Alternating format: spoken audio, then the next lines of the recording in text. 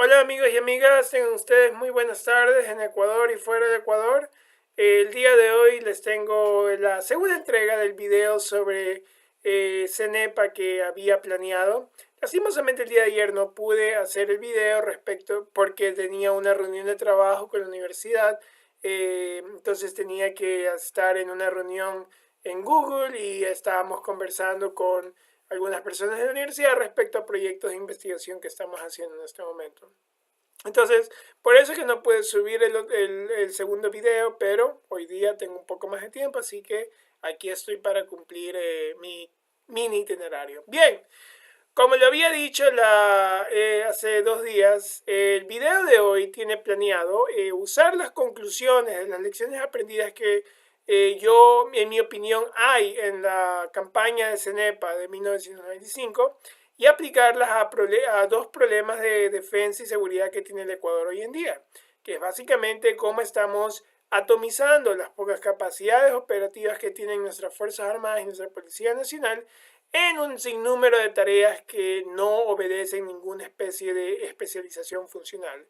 ¿Y cómo es que este empleo de la fuerza y este empleo de los medios policiales está detrás de muchos de los problemas que nuestro país tiene en defensa y seguridad hoy en día?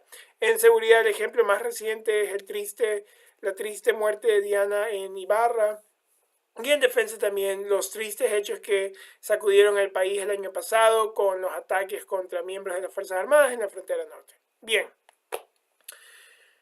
la conclusión, las dos conclusiones principales que saqué de mi lectura de la campaña de CENEPA en el video pasado fueron: detrás del resultado táctico favorable que hubo en CENEPA estuvieron una especialización por parte de las Fuerzas Armadas en la tarea de combate convencional, en una priorización de recursos organizacionales para construir habilidades tácticas, operacionales y estratégicas para esa misión, que es la defensa convencional que tiene asignada las Fuerzas Armadas. Y por otro lado, también resaltaba que la autonomía malsana que las Fuerzas Armadas trató de obtener para lograr esta especialización le pasó factura al país cuando creó una desconexión entre diplomáticos, autoridades electas y militares que no permitió usar los resultados de CENEPA para conseguir un tratado diplomático favorable para el Ecuador. Por eso es que yo decía, yo no me refiero a CENEPA como una victoria. Un resultado táctico favorable, sí, pero no fue una victoria. La victoria al final del día fue peruana. Ya sea porque no fue en 1995 y porque fue en 1998 con el tratado que les dio el objetivo político de ellos. Bien, ¿cómo es que estas conclusiones se aplican el día de hoy a distintos problemas de defensa y seguridad que tiene nuestro país? En problemas de defensa, en anteriores videos yo he enfatizado que las Fuerzas Armadas están sobrecargadas de misiones conocidas como subsidiarias. Son misiones donde se usan los medios militares para proveer asistencia a otras entidades estatales o suplementar las capacidades operativas de otras entidades estatales cuando no tienen suficiente capacidad por ellas mismas. Las misiones subsidiarias, como lo dice su término, son una especie de subsidio.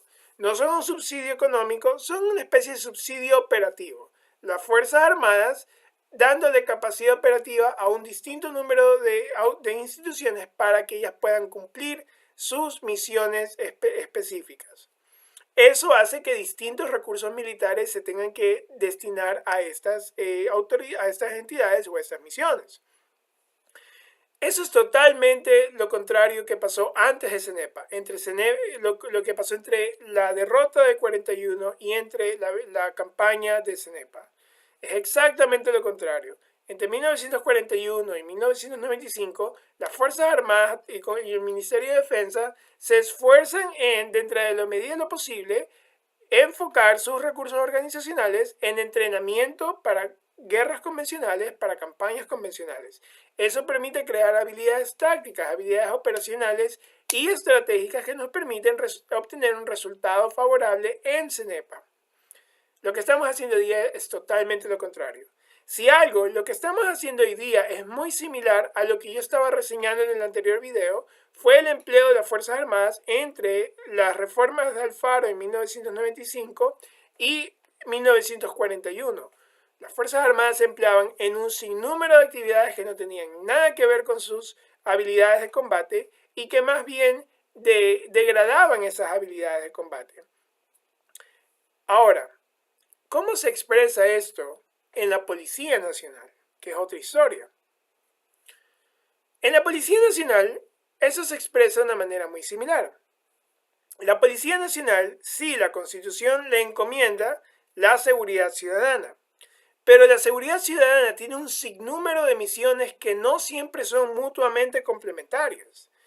Por ejemplo, no es lo mismo reclutar, organizar y entrenar una policía para cumplir misiones como orden público, como seguridad interna, perdón, olvídense de eso, orden público, seguridad vial.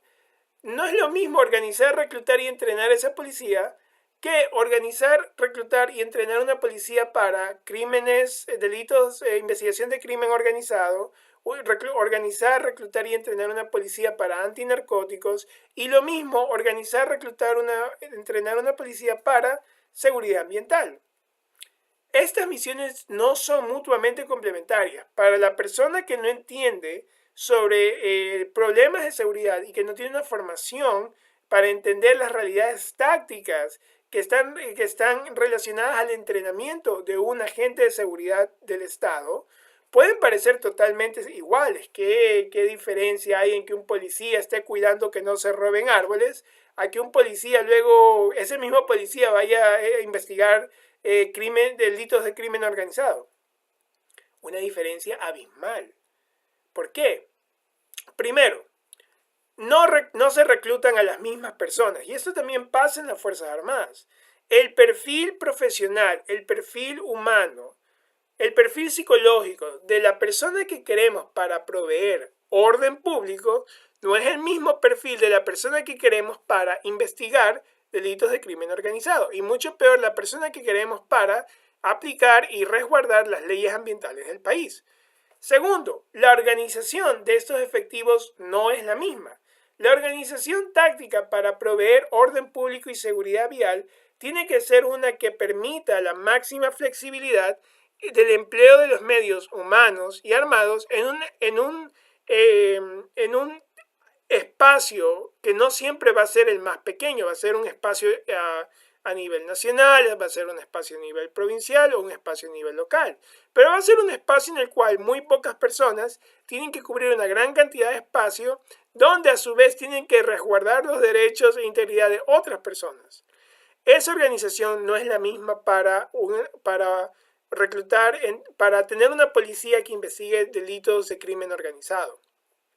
Esta policía que va a investigar delitos de crimen organizado tiene que tener una organización tal que permita a sus miembros tener bastante sigilio, tener bastante confidencialidad, contar con la flexibilidad necesaria para usar medios y personal en operaciones que no siempre van a ser totalmente públicas, y que el nivel de su publicidad va a destaparse solo cuando ya hayan cargos contra una serie de sospechosos que la fiscalía quiera llevar un proceso penal.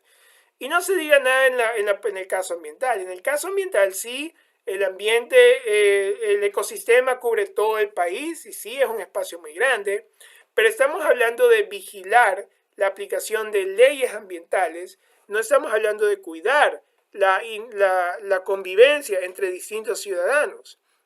Y por la implicación que tiene cuidar la aplicación de las leyes ambientales, son policías que deben tener una formación técnica y legal mucho más grande. Entonces, la organización no es la misma. No se diga el entrenamiento. Entonces, el entrenamiento en orden público va a estar mucho más orientado a usar la fuerza de manera progresiva para controlar espacios grandes y para vigilar que en esos espacios grandes los derechos y responsabilidades de las personas sujetas de su jurisdicción se cumplan. En el caso de una policía ambiental, el entrenamiento, debido a la naturaleza mucho más mucho más orientada hacia la aplicación de las leyes ambientales, va a ser mucho más técnico, va a ser una carga mucho más de conocimiento del marco legal, de las ambigüedades de cuándo aplicar o no el marco legal y cuándo investigar ilegalidades cometidas en no cumplir ese marco o no. Y por la naturaleza de las leyes ambientales, va a ser una formación que permita darle a los policías las herramientas científicas y técnicas para investigar esos delitos. En el caso de los delitos de crimen organizado, va a ser un entrenamiento mucho más orientado a formar agentes que sepan cómo combinar el poder de distintas metodologías de análisis, el poder de distintas técnicas de inteligencia. Sí, en investigación criminal se pueden usar técnicas de inteligencia, siempre y cuando un juez las autorice, y también combinar eso con el uso progresivo de la fuerza. Entonces, en las Fuerzas Armadas se da la misma realidad, solo que las peculiaridades de estos detalles serían demasiado obscuras en este momento para el video. Sin embargo, las Fuerzas Armadas tienen el mismo problema. La policía y Fuerzas Armadas las sobrecargamos de misiones, las sobrecargamos de actividades que no siempre son mutuamente complementarias y que hacen que estas dos organizaciones de seguridad tengan que atomizar los pocos medios humanos y operativos que tienen. Bien, aquí viene la parte de la autonomía malsana. En el caso de la administración actual, una de las cosas que después de los atentados de Esmeralda el gobierno de cierta manera intentó hacer y se ha jactado de haber hecho eso es entregar el Ministerio de Defensa de nuevo a un militar experimentado, el general en retiro, el general en servicio pasivo Osvaldo Jarrín.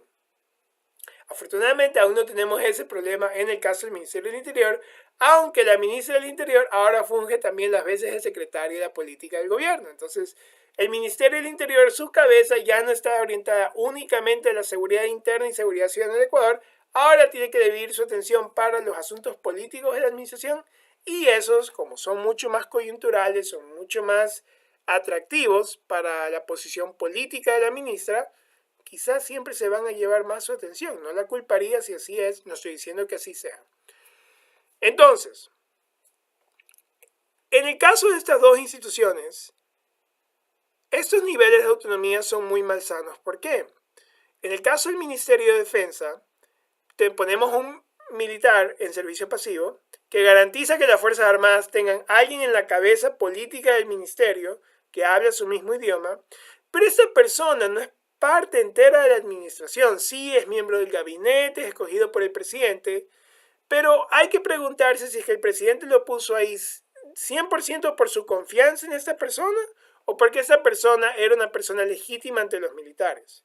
Y aquí viene el problema de eso. Puede ser legítimo ante los militares, pero quizás no tiene la capacidad de hacer algunas preguntas duras sobre si las Fuerzas Armadas están haciendo el mejor empleo de sus medios. Y esto lo vemos con los dos documentos de política pública que el ministro Jarrín ha elaborado durante su administración. La política para la seguridad de la frontera norte y la nueva agenda política de la defensa. Lo sorprendente de esto es que, aunque es un militar que conoce los problemas que se generan para las Fuerzas Armadas en la atomización de las capacidades operativas en un sinnúmero de misiones que la gran mayoría no son militares, el general Jarrín ha reproducido esas misiones en sus dos documentos de política pública. Sus dos documentos de política pública no han sido capaces de decir, un momento, sí, las Fuerzas Armadas tienen que asistir y tienen que servir al Estado. Yo no estoy diciendo que eso no sea cierto. Y también es cierto que la seguridad hoy día es mucho más integral, tiene mucha más atención al nivel de seguridad humana. La seguridad humana es básicamente las amenazas que en realidad son significativas para el bienestar de los individuos de un Estado. Un individuo en un Estado no tiene que preocuparse tanto de irse a la guerra con otro Estado como que el día de mañana, cruzando la calle, un bus lo mate. Eso es seguridad humana, es enfocar los problemas de seguridad que realmente son una amenaza para el individuo.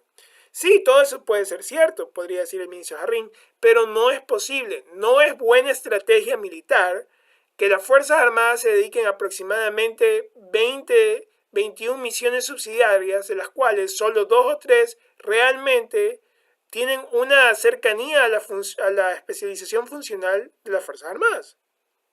Entonces, el ministro Jarrín no ha sido capaz de hacer eso, aún siendo militar en retiro y aún dándole a las Fuerzas Armadas ese espejismo de autonomía. El tercer problema de eso es que las Fuerzas Armadas cada vez se vuelven una burbujita en sí misma, que no son capaces de no responder ante las demandas de la ciudadanía, porque en parte esas misiones subsidiarias son producto de las demandas de la ciudadanía a través de sus representantes que no han sabido darle mesura a esas demandas. Ese es el rol de una autoridad electa. Si recibes las demandas, representas a tus votantes, pero también tienes que dar mesura para las demandas que son posibles y no posibles. Es peligroso que se vuelvan una burbujita en sí mismas, porque tienen que tener un vínculo con la administración que les permita hacer el caso político de por qué necesitan sus recursos, por qué necesitan más presupuesto, por qué necesitan que se corten las misiones subsidiarias. Y para hacer ese caso político necesitas a un político. Los políticos no son malos. Y los políticos no es que no tienen un rol en la política de defensa, tienen un rol muy importante. La política de defensa no se tiene que partidizar, eso es muy distinto. Eso fue lo que hizo Alfaro, que estaba explicando en el anterior video. Sí, por un lado quiso crear unas Fuerzas Armadas modernas, pero al mismo tiempo intentó crear unas Fuerzas Armadas modernas partidizadas, que no es muy distinto a lo que tiene Venezuela hoy en día. Eso hizo Alfaro. Eso no significa que las Fuerzas Armadas no deban tener una conducción política. La deben tener. Von Clausewitz. Lean Von Clausewitz sobre la guerra. La guerra no es más que la continuación de la política por otros medios. Esa es la frase más trillada sobre la guerra. Pero lean lo que sigue después de esa frase. Al final, creo, del primer libro, que fue del primer capítulo del primer libro, que fue el único que von Clausewitz logró terminar. El resto de los libros en realidad fueron borradores, que Clausewitz no logró revisar antes de morir. Y Clausewitz establece la idea de la Trinidad: nación, Fuerzas Armadas y gobierno. La guerra se la gana luchando en esta Trinidad.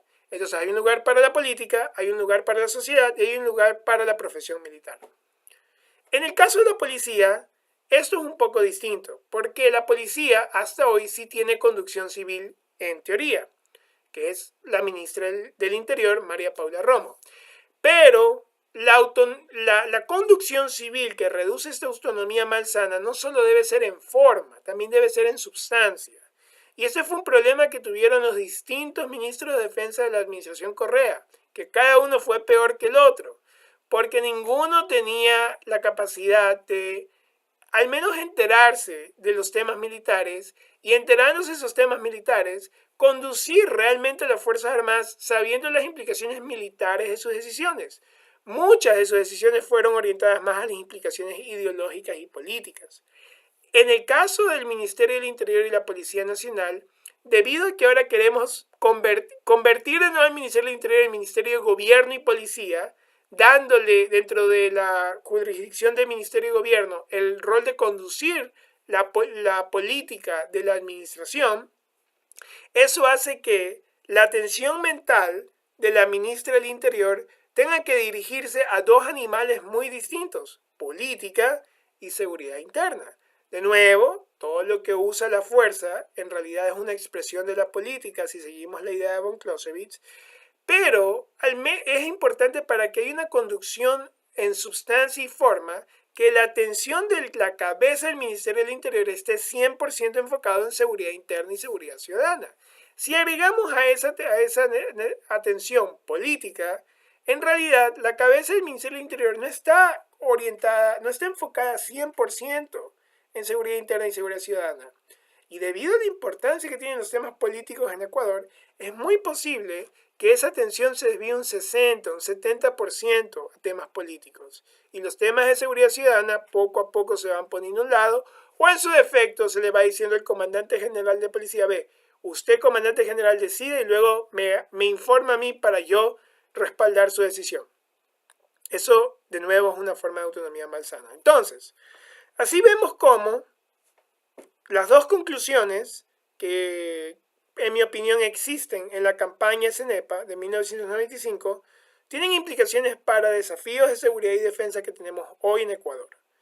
Es muy importante que tomemos cuenta de esto, ya que estamos repitiendo errores que nos pasaron una factura súper cara en 1941.